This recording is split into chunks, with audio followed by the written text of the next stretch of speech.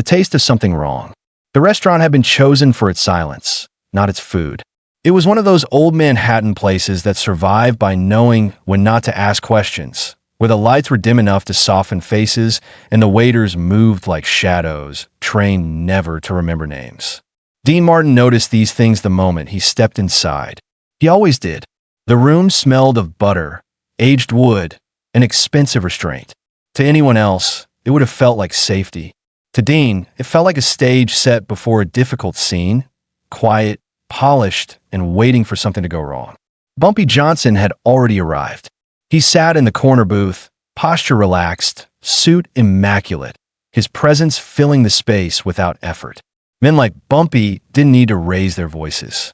Power followed them like a shadow. But tonight, there was something different in the air, something tight beneath the surface. Dean felt it even before they shook hands.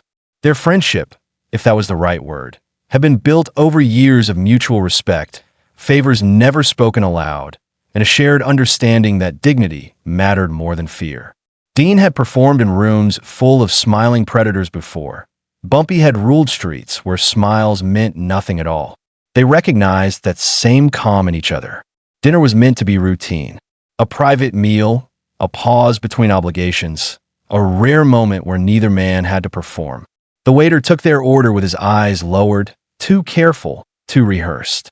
Dean noticed the way the man's hand trembled when he wrote, the way he glanced once, just once, toward the kitchen before nodding.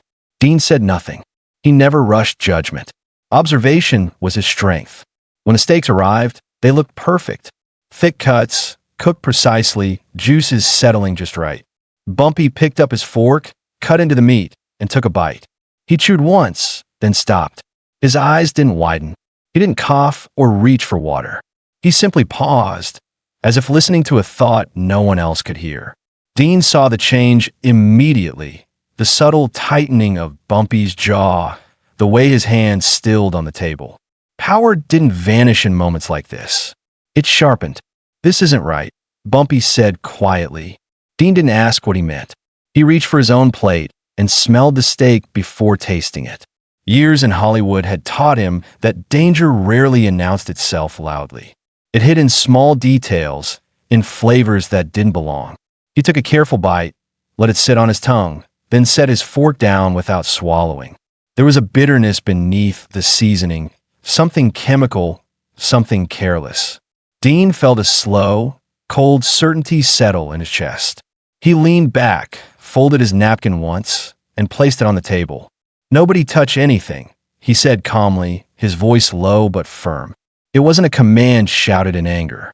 It was worse than that. It was certainty. The waiter returned too quickly, asking if everything was all right. Dean looked at him then, really looked. The man's eyes were glassy, his smile fixed too tightly in place. Dean didn't raise his voice. He didn't threaten. He simply said, "You might want to step outside for some air." The waiter hesitated, just a fraction too long, before nodding and turning away. He never made it past the kitchen door. What followed happened without chaos, without gunfire or shouting. Bumpy's men moved with efficiency born of experience, sealing exits, asking questions that didn't need answers. The kitchen staff was lined up, confusion turning to fear. The chef was missing. That absence spoke louder than any confession. The freezer door was open minutes later, the cold air spilling out like a held breath finally released. The chef was found inside, alive but shaking, locked in with his own terror, the truth written all over his face before a single word was spoken. Dean stood apart from it all, hands in his coat pockets, expression unreadable. He watched the scene not with satisfaction, but with disappointment. This wasn't justice yet. It was only exposure. He knew how easily moments like this could turn ugly, how quickly fear could become cruelty. When Bumpy turned toward him, waiting, listening, Dean met his eyes and shook his head once slowly. "This ends clean," Dean said. "No spectacle, no lesson taught with blood." His voice carried just enough weight to cut through the tension. If someone wanted to make a point, they failed. Don't give them a second chance to matter. There was a long silence. In that silence, power shifted, not away from Bumpy, but toward restraint. Bumpy nodded. Orders were given. Authorities were notified in a way that ensured the truth would surface without names attached. The chef was handed over, alive, exposed, stripped of the myth of bravery he'd likely told himself. No one applauded. No one spoke. The room returned to quiet, but it was a different kind now. Heavy, reflective.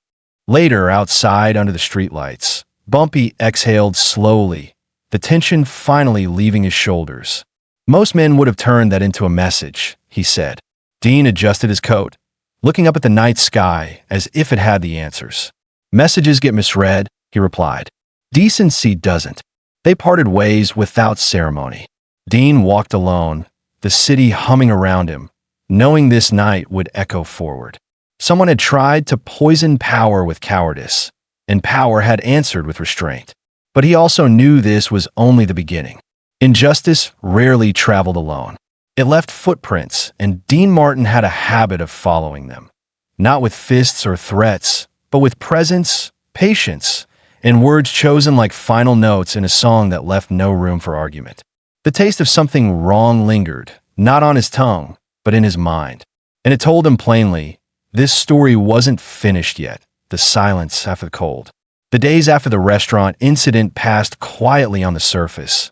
But Dean Martin knew better than to trust calm that arrived too easily. Silence, he had learned, was never empty. It was filled with decisions being made elsewhere, with grudges finding direction, with fear learning new shapes. Hollywood had taught him that reputations were rarely destroyed in public. They were eroded in private, whispered away by men who never looked you in the eye. Harlem had taught Bumpy Johnson the same lesson, only with sharper consequences. Somewhere between those two worlds, a line had been crossed, and lines like that demanded answers. Dean returned to Los Angeles, but the city felt different now. The studios still buzzed. The laughter still rang across polished sound stages, yet something followed him. An awareness that certain doors closed a half-second faster than before, that certain smiles lingered too long. Power didn't always retaliate with fists. Sometimes it waited, patient and resentful, for a moment when dignity could be quietly stripped away. Dean felt it most when he sat alone in his dressing room one evening, staring at his reflection under the harsh bulbs, wondering who had decided he'd stepped out of his place. The first sign came disguised as courtesy. A charity gala, carefully worded, carefully framed. A request for Dean to appear, to lend his name and voice, to soften an event funded by men who spoke fluently about generosity while practicing cruelty behind closed doors. Dean read the invitation twice, then set it down. He knew those names. Everyone did. There were men who believed the world belonged to them because it always had. Men who had never forgiven Bumpy Johnson for refusing to bend. Men who now saw Dean Martin not as a singer or actor, but as an inconvenience. Against his better judgment, Dean attended. Not out of pride, but out of principle. He had learned long ago that avoidance was often mistaken for guilt. The ballroom was filled with glittering gowns and polished shoes, laughter rising like smoke toward chandeliers that had never known darkness. Dean moved through the room with his usual calm, greeting people with warmth that cost him nothing and revealed even less. But beneath it all, he felt eyes tracking him, weighing him, waiting. Dinner was served, speeches delivered, applause measured and precise. Then came the moment, subtle, calculated, cruel in its restraint. When Dean was invited to speak, the microphone cut out just as he began. Laughter rippled through the room, polite at first, then sharper. Someone made a comment about stick to singing, another about knowing your audience. It wasn't loud. It didn't need to be. Humiliation rarely announced itself with trumpets. It crept in softly, hoping you'd accept it. Dean stood there, hands resting lightly on the podium, waiting. He didn't smile. He didn't frown. He let the silence stretch until it became uncomfortable, until people shifted in their seats, realizing something had gone wrong. Not with the equipment, but with the moment. When a microphone crackled back to life, Dean leaned in just enough for his voice to carry. "I don't need this," he said evenly. "And neither do you." That was all. No speech. No defense. He stepped away from the podium and walked out, the echo of his shoes against marble louder than any applause could have been. The room froze, not in anger, but in something worse, recognition. They tried to make him smaller. Instead, he had reminded them how exposed cruelty looked when met with dignity. Word traveled quickly, not in headlines, but in phone calls that ended abruptly, in invitations quietly withdrawn, in favors suddenly unavailable. Dean felt the pressure building, the invisible hands trying to guide him back into a more obedient shape. Studios hesitated. Roles vanished. Friends grew cautious. It would have been easy, so easy, to apologize, to smooth things over, to let the moment fade. But Dean knew that some moments were meant to last, meant to draw lines others were afraid to draw. One night, a message reached him through a mutual contact, an offer to talk things out. Neutral ground, private, respectful. Dean understood the language well enough. This wasn't reconciliation. It was evaluation. He went anyway. The room was small, dimly lit, intentionally modest. 3 men sat waiting, their expressions practiced, their words carefully chosen. They spoke of misunderstandings, of unfortunate coincidences, of how dangerous it was to be associated with the wrong kind of controversy. They never mentioned Bumpy's name. They didn't have to. The implication hung between them like smoke. Dean listened without interruption. When they finished, he nodded once, slowly, as if considering their offer. Then he stood. "You're right about one thing," he said quietly. "It is dangerous. Not for me. For you. Because the moment you decided silence could be weaponized, you forgot something." He looked at each of them in turn, not with anger, but with calm certainty. People remember how they were treated when no one thought it mattered. He left without waiting for response. Outside, the night air felt clean, honest. Dean knew the cost of what he'd done would come due soon. But he also knew something else. Power that required humiliation to survive was already afraid. Somewhere in places far less polished than ballrooms and boardrooms, that fear was being noticed. And as Dean walked into the darkness, steady and unafraid, the silence behind him grew heavier, not with threat, but with consequence, the price of standing still. The retaliation did not arrive loudly. It arrived the way rot does, quiet, patient, and hidden beneath polished surfaces. Dean Martin felt it first, not in his career, but in the way rooms changed temperature when he entered them. Conversations softened. Laughter thinned. Men who once leaned close now kept a respectful, cautious distance, as if dignity itself had become contagious. Dean understood the message perfectly. He had refused to bend, and now the world wanted to see how long he could stand without support. The studio called him in on a Tuesday morning, the kind of meeting scheduled with careful politeness and no witnesses. The producer spoke warmly, too warmly, about shifts in direction and public sensitivities, phrases designed to sound harmless while carrying weight sharp enough to cut livelihoods apart. Dean listened without interruption, hands folded, posture relaxed. When the producer finished, clearly relieved to have delivered the blow, Dean nodded once and thanked him for his honesty. There was no anger in his voice, no accusation. That unsettled the man more than any threat could have. Outside, Dean paused on the steps and lit a cigarette he never finished. He wasn't thinking about money or roles or applause. He was thinking about pattern, the same pressure, the same quiet attempt to isolate. He had seen it before, men punished not for crimes, but for refusing to pretend they hadn't seen wrongdoing. This was never about one steak, one gala, or one dinner. It was about obedience, and obedience had never been Dean Martin's currency. The call from New York came that evening. It was brief, careful, and respectful. Bumpy Johnson didn't waste words when they weren't needed. "Someone stirring things up," Bumpy said. "They're asking questions they already know the answers to." Dean leaned back in his chair, staring at the ceiling. "Questions are only dangerous when the truth scares people," he replied. There was a pause on the line, heavy with understanding. "You want this to stop?" Bumpy asked. Dean didn't hesitate. "I want it clean." The next night, Dean attended a small benefit concert, nothing glamorous, nothing strategic. Just a room full of ordinary people who loved music and believed, At least for a few hours, that kindness mattered. Halfway through the evening, Dean noticed a man near the back, well-dressed, out of place, watching not the stage but the audience. The man left early. Dean finished his set as if nothing had happened. The article appeared 2 days later. Carefully worded. No accusations. Just suggestions. Connections implied. Words chosen to poison without proving anything at all. Dean read it once, then folded the paper neatly and placed it in the trash. He knew better than to react publicly. That was what they wanted, a denial, a defense, something to twist. Silence, when chosen, was power. But silence had consequences. Invitations stopped entirely now. Friends stopped calling. A younger singer, talented, nervous, pulled Dean aside one afternoon and apologized for canceling a dinner. They told me it wouldn't be good for my future, the man said, eyes lowered in shame. Dean placed a hand on his shoulder and smiled gently. Protect what you're building, he said. That's not something to apologize for. Late one night, Dean received an unexpected visit. No warning, no appointment. A woman stood at his door, her coat pulled tight, her face pale with fear.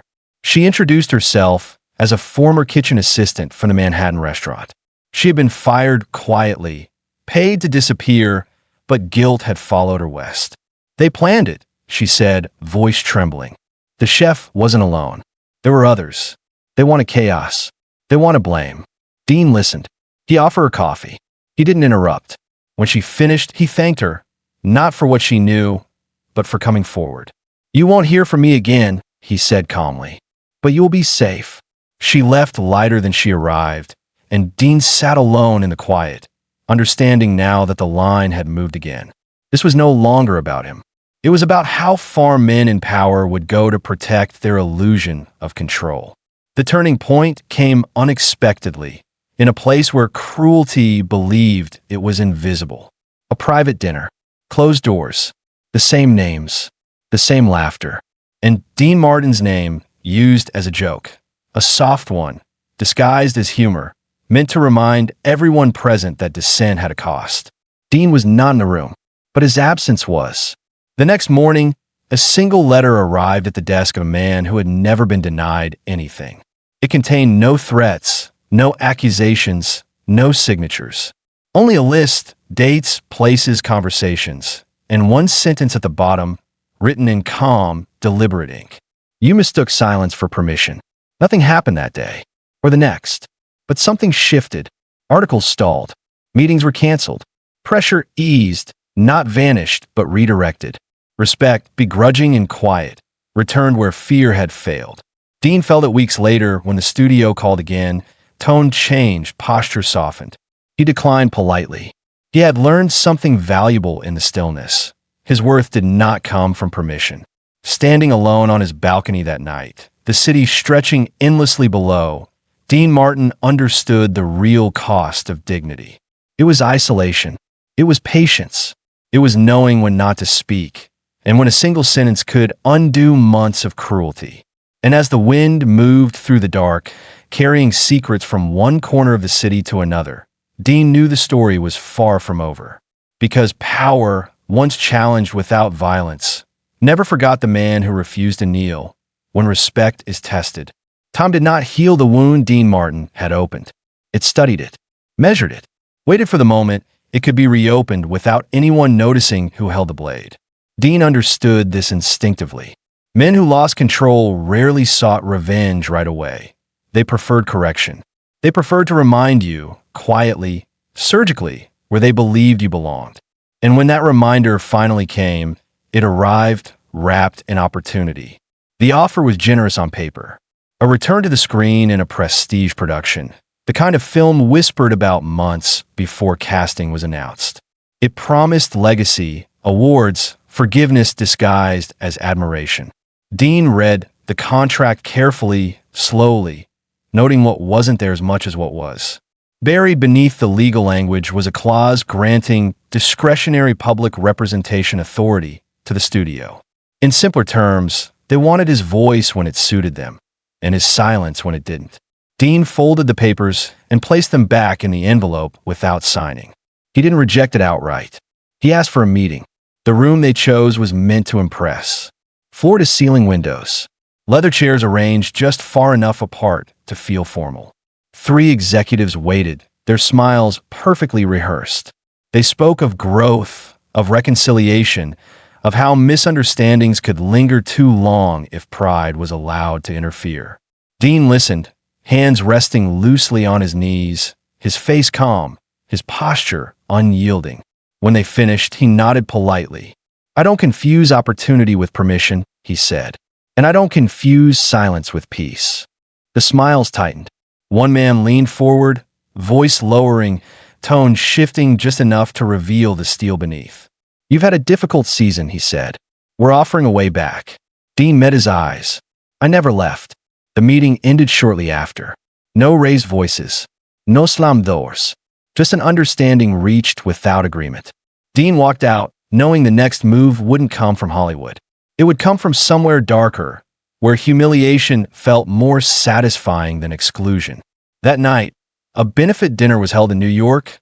Old money, old influence, no press invited. Dean attended not as a guest of honor, but as an observer, seated near the edge of the room. The atmosphere was polite, restrained, and heavy with history. Somewhere between courses, a speaker took the podium and began telling a story meant to entertain. It drifted, gradually, unmistakably, toward mockery. Not by name, never by name, but everyone knew who it was about. A singer who forgot his place. An entertainer who thought morality made him untouchable. Laughter followed. Not loud, not cruel enough to be obvious. Just enough. Dean didn't move. He didn't look away. He waited until the laughter faded, until the speaker paused, pleased with himself. Then Dean stood. The room stilled, not because he demanded attention, but because his calm carried weight. He didn't ask for the microphone. He didn't need it. His voice carried naturally, steady, and clear. "I've found," he said, "that jokes about character usually come from people hoping theirs won't be examined." No insult followed. No elaboración. Dean sat back down. The silence that followed was profound. No one clapped. No one laughed. Some looked at their plates. Others stared straight ahead, suddenly aware of how exposed the room felt. The speaker swallowed and stepped away from the podium without another word. The dinner continued, but something had been irreversibly altered. Mockery had failed, and failure, when witnessed, spread quickly. Days later, Dean received word that a private investigator had been asking about him, about his associations, his movements, his conversations. The intent was clear: intimidation through scrutiny. Dean responded the only way he ever did to such things. He did nothing. He didn't hide. He didn't explain. He continued living exactly as he always had, visible, consistent, unafraid. Then came the turning point, sharper and more dangerous than anything before. A young black musician, talented, promising, was arrested on vague charges after leaving one of Dean's shows. The implication was unmistakable. Association carried consequences. Dean read the report, his jaw tightening for the first time in weeks. This was no longer about reputation. This was cruelty, abuse of power, disguised as order. Dean didn't call a lawyer. He didn't make a statement. He flew to New York. He sat in the holding room across from the young man, separated by a scratched glass pane, and spoke softly through the receiver. "You did nothing wrong," he said, "and you won't face this alone." The young man's eyes filled with tears, not from fear, but from the shock of being believed. That same evening, Dean requested a meeting with the same men who had once joked behind closed doors. They came reluctantly, curiosity outweighing caution. Dean stood when they entered, not out of respect, but out of control. He waited until everyone was seated. "This stops," he said calmly. "Not because I'm offended, because it's wrong." One man scoffed. Another smiled thinly. Dean continued, unshaken. "You don't need to like me. You don't need to agree with me. But if you continue using fear to teach obedience, you'll find something you can't silence." "What's that?" someone asked. Dean paused, letting the moment settle. Witnesses. The meeting ended without resolution. But the young musician was released the next morning. Charges dropped. No explanation given. Dean returned to Los Angeles quietly. He didn't celebrate. He didn't relax. He knew the cost of what he'd done would still be collected. But something fundamental had changed. Power had pushed too far and revealed itself. And once exposed, it could never fully retreat into shadow again. Standing alone in his living room that night, Dean poured himself a drink he barely touched. He looked out into the darkness, understanding now that dignity, once defended openly, demanded consistency. There would be no retreat from this path. And somewhere, in rooms where laughter had once come easily, men began speaking more carefully, because the man they tried to diminish had proven something far more dangerous than defiance. He had proven restraint could be stronger than fear, the weight of name. The consequences arrived slowly, as Dean Martin had known they would. Power never rushed when it believed time itself was an ally. It waited, tested, pressed in small places first, hoping fatigue would do what intimidation had failed to accomplish. Dean felt it in the quiet erosion of routine. Calls not returned, projects stalled without explanation, friendly voices suddenly cautious. None of it surprised him. What unsettled him was how deliberately the pressure was being redirected away from him and toward those around him. The young musician's release had not been forgotten. It had been noted, and men who built their authority on fear despised witnesses more than enemies. Within weeks, 2 club owners who regularly booked black performers found themselves facing sudden inspections, fines for long-ignored technicalities, threats delivered with smiles and paperwork. Word traveled fast through the music community. Dean Martin's name, once spoken with warmth, now carried a warning tone. Association was becoming a liability. Dean listened as one venue manager explained it to him late one evening, hands shaking as he held a cup of coffee he couldn't drink. "They didn't say your name," the man said. "They didn't have to." Dean felt the familiar tightening in his chest. Not anger, but resolve sharpening into clarity. This was the line he could not step away from. When harm was redirected onto others to punish silence, neutrality became complicity. Dean had lived too long, seen too much to pretend otherwise. He made a decision that night, quietly, without announcement. He began attending shows again. Not the glamorous ones, but the smaller rooms, the vulnerable spaces. He sat in the front row. He applauded loudly. He stayed afterward to shake hands, to be seen. He never spoke publicly about injustice. He didn't need to. His presence was the statement.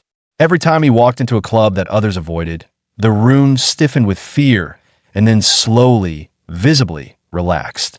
Fear did not disappear, but it learned it was no longer alone. That visibility came at a cost. A columnist published another piece, this one colder, sharper, suggesting Dean was courting controversy, that he had mistaken moral theater for substance. Dean read it over breakfast and folded the paper neatly beside his plate. He was past caring what men with safe desks thought courage looked like. What mattered was what happened next. What happened next was personal. One afternoon, Dean received a call from an old friend, an actor he had known since his earliest days in Hollywood, a man whose career had survived because he understood when to disappear. The voice on the other end was strained. "They're asking about you again," the man said. "Not in public. In rooms you don't get invited to." Dean thanked him and hung up. He didn't sit down. He didn't pace. He stood at the window, watching the city move as it always had, indifferent to the struggles layered beneath its sunlight. He knew now that this was no longer about restoring balance. It was about breaking an example. And examples, once broken, were meant to warn others into obedience.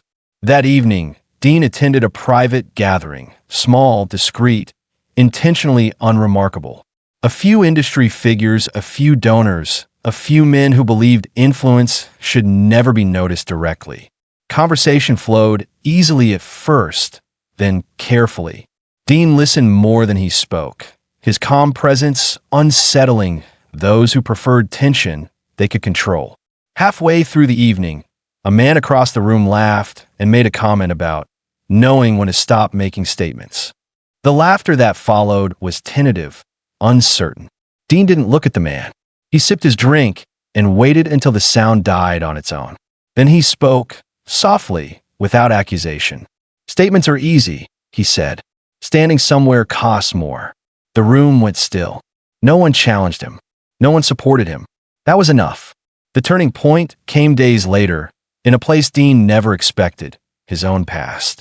A reporter approached him after a show, young, nervous, clearly out of his depth. He asked a question that wasn't on his list, one that cut closer to home than politics or power. "Why risk everything now?" the reporter asked. "You've already won." Dean studied the young man for a long moment. Then he answered honestly, "Because winning doesn't mean much if it only belongs to you." The quote ran, not sensationalized, not weaponized, just printed plainly, without commentary. And something about its simplicity struck harder than any accusation ever could. Letters arrived, not fan mail, but quiet acknowledgments. Musicians, waiters, stagehands, people who had watched powerful men act small and felt, for the first time, less alone. The pressure didn't stop, but it changed shape. Intimidation gave way to calculation. And calculation, when exposed to daylight, often hesitated. Late one night, Dean received a message delivered without signature, without threat. It named a time and place, a final meeting, a chance to settle things. Dean went. The room was sparse, the faces familiar, the tension thick enough to taste. Dean stood, hands at his sides, posture relaxed.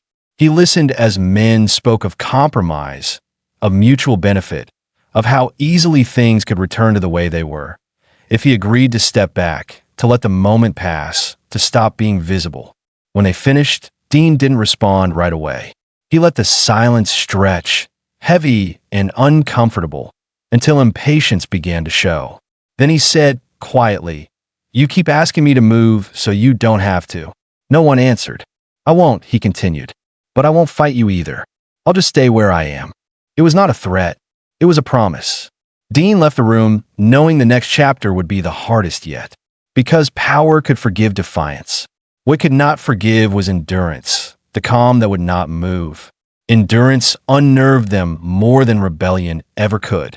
Dean Martin felt that truth settling into the weeks that followed, a strange stillness forming around him like the eye of a storm. The threats stopped.